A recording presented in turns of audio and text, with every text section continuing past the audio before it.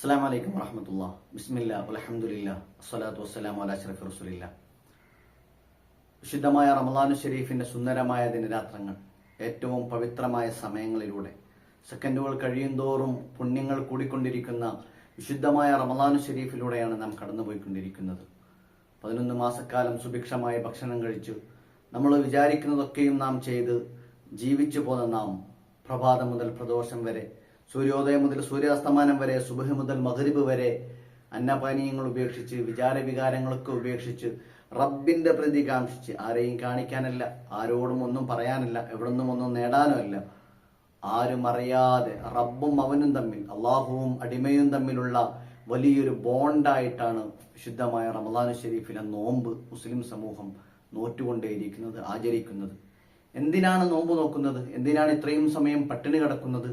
11 മാസക്കാലം സുഭിക്ഷമായി നമുക്ക് വെള്ളം തന്ന, നമുക്ക് ഭക്ഷണം തന്ന, എല്ലാ സൗകര്യങ്ങളും ഏർപ്പെടുത്തി തന്ന റബ്ബിന്റെ അടുത്ത് 12ാമത്തെ ഒരു മാസം റമളാനാകുമ്പോഴേക്ക് അവന്റെ ഖജനാവ് കാലിയാകുമെന്നത് കൊണ്ടല്ല, അടുത്തൊരു മാസത്തേക്കെല്ലാം മുൻകൂട്ടി തയ്യാറാക്കി വെക്കാനും അല്ല, റബ്ബ് ഇത് നമുക്ക് തന്നത് എന്തിനാണെന്ന് വിശുദ്ധ ഖുർആൻ നമ്മോട് പറയുന്നുണ്ട്. എന്താണത്? വിശുദ്ധ ഖുർആൻ നമ്മോട് നിങ്ങൾക്ക് നോമ്പ് നിർബന്ധമാക്കിയത് ലഅല്ലക്കും തത്തഖൂൻ, നിങ്ങൾ തഖ്വയുള്ളവരാകാൻ വേണ്ടിയാണ്. നിങ്ങൾക്ക് തഖ്വയുണ്ടാകാൻ വേണ്ടിയാണ് നോമ്പ് നിർബന്ധമാക്കിയത്. നിങ്ങളുടെ മുൻഗാമികൾക്ക് നോമ്പ് നിർബന്ധമുണ്ടായിരുന്നു, നിങ്ങൾക്കും നോമ്പ് നിർബന്ധമാണ്. എന്തിനാണ് നോമ്പ് നിർബന്ധമായത്? അത് തഖ്വയുണ്ടാകാൻ വേണ്ടിയാണെന്ന് വിശുദ്ധ ഖുർആൻ നമ്മെ പഠിപ്പിക്കുന്നുണ്ട്. തഖ്വ എന്ന് പറഞ്ഞാൽ എന്താണ്? മുത്തനബി സല്ലല്ലാഹു അലൈഹി വസല്ലം തങ്ങൾ കൃത്യമായി തന്നെ അത് പറഞ്ഞിട്ടുണ്ട്. ആ തഖ്വ എന്ന് പറയുന്നത് നമ്മുടെ ഹൃദയത്തിലാണ് ഉണ്ടാവേണ്ടത്. മുത്തനബി ഹൃദയത്തിലേക്ക് ചൂണ്ടിയിട്ട്, നെഞ്ചിലേക്ക് ചൂണ്ടിയിട്ട് പറഞ്ഞിട്ടുണ്ട്, അത്തഖ്വ ഹാഹുന, അത്തഖ്വ ഹാഹുന, അത്തഖ്വ ഹാഹുന. ഇവിടെയാണ് തഖ്വ വരേണ്ടത്. അത് കുറെ വേഷഭൂഷാദികളിലല്ല, കുറെ കാട്ടിക്കൂട്ടലുകളിലുമല്ല, ആൾക്കാർ കാണാൻ വേണ്ടി കുറെ എന്തൊക്കെ ചെയ്തു എന്നതിലല്ല. റബ്ബ് കാണും. റബ്ബ് നോക്കുന്നത് ലാ ഇലാ സുവരിക്കും, നിങ്ങളുടെ സൗന്ദര്യത്തിലേക്കല്ല, നിങ്ങളുടെ രൂപഭംഗിയിലേക്കല്ല. അള്ളാഹു നോക്കുന്നത് ഇലാ കുലൂബിക്കും, നിങ്ങളുടെ കൽബുകളിലേക്കാണ്. ആ കൽബിലാണ് തഖ്വ ഉണ്ടാവേണ്ടത്, റബ്ബിനെ പേടി ഉണ്ടാവേണ്ടത്. തഖ്വൽ ഇലാഹി മദാറു കുല്ലി സആദത്തിൻ, മദാറു കുല്ലി സആദത്തിൻ. അള്ളാഹുവിനോട് തഖ്വ ഉണ്ടാകുക എന്നുള്ളത്, അള്ളാഹുവിനെ പേടിക്കുക എന്നുള്ളത്, അള്ളാഹുവിന് വേണ്ടി കാര്യങ്ങൾ നടത്തുക എന്നുള്ളത് മദാറു കുല്ലി സആദത്തിൻ, എല്ലാ വിജയത്തിന്റെയും ഏറ്റവും പ്രധാനപ്പെട്ട അടിത്തറ അതാണ് എന്ന് മഹാന്മാർ നമ്മെ പഠിപ്പിക്കുന്നുണ്ട്. തഖ്വയാണ് നമുക്ക് വേണ്ടത്. തഖ്വ കൊണ്ടാണ് എല്ലാവരും വിജയിക്കുന്നത്. സ്വർഗത്തിൽ കടക്കാനുള്ള വളരെ പ്രധാനപ്പെട്ട 2 മാർഗങ്ങളിൽ ഒന്ന് തഖ്വല്ലാഹി അസ്സ വജൽ, അള്ളാഹുവിന് തഖ്വ ചെയ്യുക എന്നുള്ളതാണ്. ആ തഖ്വ എങ്ങനെ ഉണ്ടാകും? അത് ഉണ്ടാകാൻ വേണ്ടിയാണ് നിങ്ങളോട് നോമ്പ് നോക്കാൻ പറഞ്ഞത്. രാവിലെ മുതൽ രാത്രി വരെ, പ്രഭാതം മുതൽ പ്രദോഷം വരെ നിങ്ങളോട് അന്നപാനീയങ്ങളും മറ്റു വികാരങ്ങളും വിചാരങ്ങളൊക്കെ ഉപേക്ഷിക്കാൻ പറഞ്ഞത് ഈ തഖ്വ ഉണ്ടാകാൻ വേണ്ടിയാണ്. ഈ തഖ്വ കൊണ്ട് കിട്ടുന്ന ഉപകാരം എന്താണ്?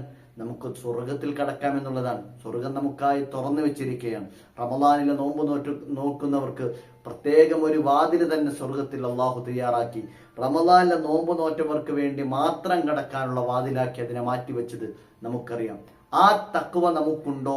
നമ്മൾ നോമ്പ് നോൽക്കുന്നതിലൂടെ തഖ്വ നമുക്ക് ലഭിക്കുന്നുണ്ടോ? നമ്മുടെ ഹൃദയത്തിന് അള്ളാഹുവിനോട് പേടി വരുന്നുണ്ടോ? ആ പേടി വരുന്നുണ്ടെങ്കിൽ, തഖ്വ നമുക്ക് വർദ്ധിക്കുന്നുണ്ടെങ്കിൽ നമ്മുടെ നോമ്പ് കാര്യത്തിലായി എന്ന് നമുക്ക് പറയാം. നമ്മൾ സ്വർഗത്ത് കടക്കാനുള്ള മാർഗങ്ങൾ ഒന്ന് തഖ്വല്ലാഹിയാണ്. അള്ളാഹുവിനെ തഖ്വ ചെയ്യുക, അള്ളാഹുവിനെ ഭയപ്പെട്ട് ജീവിക്കുക. ആ അള്ളാഹുവിനെ ഭയപ്പെട്ട് ജീവിക്കുന്നതോടൊപ്പം രണ്ടാമത്തെ ഒരു കാര്യം, അതാണ് ഞാൻ പറയാൻ ഉദ്ദേശിക്കുന്ന പ്രധാനപ്പെട്ട കാര്യം. പ്രിയമുള്ളവരെ, നമുക്ക് സ്വർഗത്തിൽ കടക്കാനുള്ള 2ാമത്തെ കാര്യമായി മഹാന്മാർ പറഞ്ഞത് ഹുസ്നുൽ ഖുൽഖ് എന്നാണ്. ഹുസ്നുൽ ഖുൽഖ്, നല്ല സ്വഭാവം, സ്വഭാവം ഉണ്ടാവും. നല്ല സ്വഭാവമായിരിക്കണം നമ്മുടേത്. നമ്മൾ കുറേ നോമ്പ് നോക്കുന്നുണ്ട്, നമ്മൾ കുറേ നിസ്കരിക്കുന്നുണ്ട്, നമ്മൾ കുറേ സഹായങ്ങൾ ചെയ്യുന്നുണ്ട്, സാന്ത്വന പ്രവർത്തനങ്ങളിൽ നമ്മൾ ഏർപ്പെടുന്നുണ്ട്.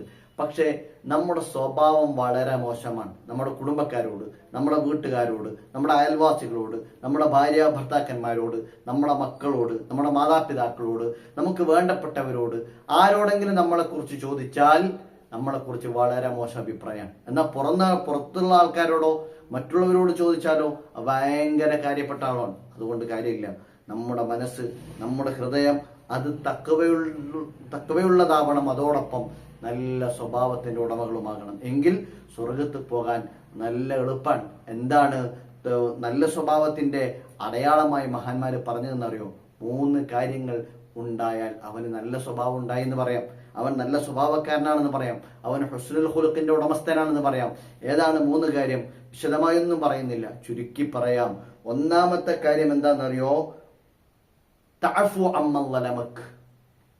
നിന്നെ ആക്രമിച്ചവനെ, നിന്നെ ദ്രോഹിച്ചവനെ, നിന്നെ വിഷമിപ്പിച്ചവരോട് നല്ല ക്ഷമ കാണിക്കുക, മാപ്പ് കൊടുക്കുക. അങ്ങനെ മാപ്പ് കൊടുത്താൽ നിന്റെ സ്വഭാവം നല്ല സ്വഭാവമാണ് എന്ന് മനസ്സിലാക്കാൻ കഴിയും. നല്ല സ്വഭാവത്തിന്റെ ഉടമകൾക്കേ മാപ്പ് കൊടുക്കാൻ കഴിയൂ.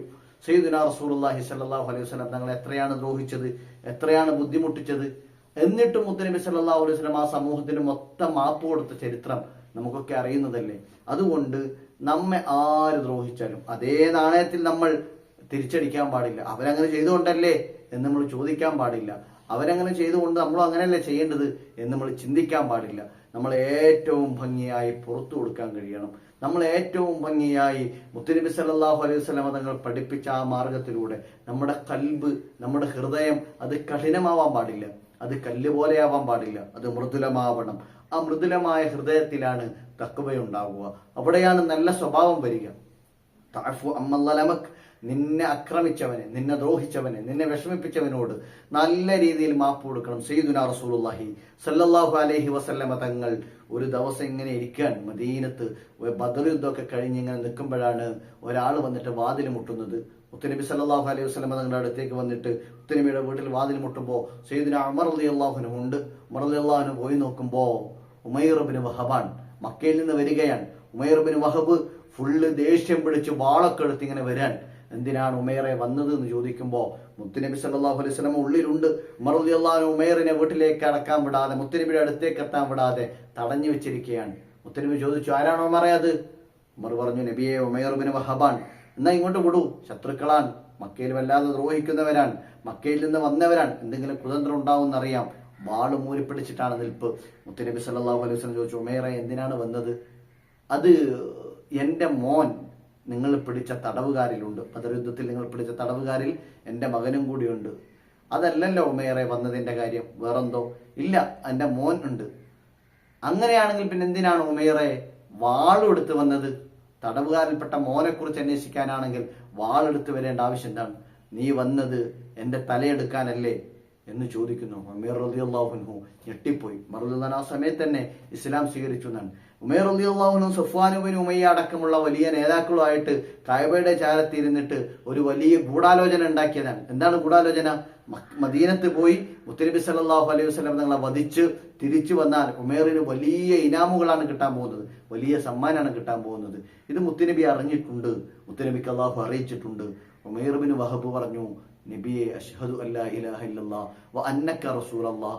ഓ നബിയെ, അങ്ങ് അള്ളാഹുവിന്റെ പ്രവാചകനാണെന്നും അള്ളാഹ് മാത്രമേ ഇലാഹുള്ളൂ എന്നും ഞാൻ വിശ്വസിക്കുന്നു. കാരണം എന്താണെന്നറിയോ? ഇതാരും അറിയാണ്ട് നമ്മൾ കുറച്ചാൾ മാത്രം ആലോചിച്ച് ചിന്തിച്ച് ഗൂഢാലോചന നടത്തിയ കാര്യമാണ്. ഇത് നബിയെ അങ്ങ് അറിഞ്ഞു. ഈ സമയത്ത് അങ്ങേക്ക് വേണമെങ്കിൽ എന്തും ചെയ്യാം. ഒരു കൈ ഞൊടിച്ചാൽ സയ്യിദുനാ ഉമർ റളിയല്ലാഹു അൻഹു ഉമൈറിനെ വകവരുത്തും. പക്ഷേ നബി അതൊന്നും ചെയ്തില്ല. നല്ല സന്തോഷത്തോടെ, നല്ല സ്നേഹത്തോടെ പെരുമാറി. ഉമൈർ റളിയല്ലാഹു അൻഹു, ഉമൈർ ഇബ്നു വഹബ് തങ്ങൾ അവിടെ നിന്ന് മുസ്ലിമായിട്ട് നേരെ മക്കത്ത് പോയി. അവർക്ക് ഇങ്ങനെ കണ്ട് അത്ഭുതപ്പെട്ടു. എന്താണ് സംഭവിച്ചത്? ഉമൈർ പറഞ്ഞു, എന്റെ സ്ഥാനത്ത് നിങ്ങളായിരുന്നെങ്കിലും ഇങ്ങനെ തന്നെ സംഭവിക്കൂ. മുത്തുനബി സല്ലല്ലാഹു അലൈഹി വസല്ലം തങ്ങൾ എന്നോട് പെരുമാറിയത് അങ്ങനെയാണ്. ആ സ്വഭാവം കണ്ടിട്ടാണ് പ്രിയമുള്ളവരെ സ്വഹാബികൾ പലരും ഇസ്ലാമിലേക്ക് വന്നത്. പലരും ഇസ്ലാമിലേക്ക് വന്നത് മുത്തുനബി അടുത്തറിഞ്ഞിട്ടാണ്.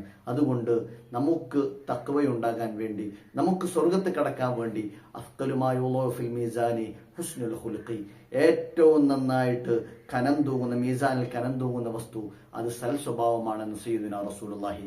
ആ സൽ സ്വഭാവം കൊണ്ട് നമുക്ക് ഒരുപാട് നേട്ടങ്ങൾ ഉണ്ടാകും. നമ്മൾ ആരെയും ദ്രോഹിക്കാതിരിക്കുക. ഇൻഷാ അല്ലാഹ് സൽ സ്വഭാവത്തിന്റെ ബാക്കി 2 കാര്യങ്ങൾ കൂടിയുണ്ട്. ആവശ്യം പോലെ, സന്ദർഭം പോലെ നമുക്ക് പറയാം. അള്ളാഹു നമ്മയൊക്കെ നല്ല ആൾക്കാർ ഉൾപ്പെടുത്തട്ടെ. അസ്സലാമു അലൈക്കും വറഹ്മത്തുള്ളാഹി.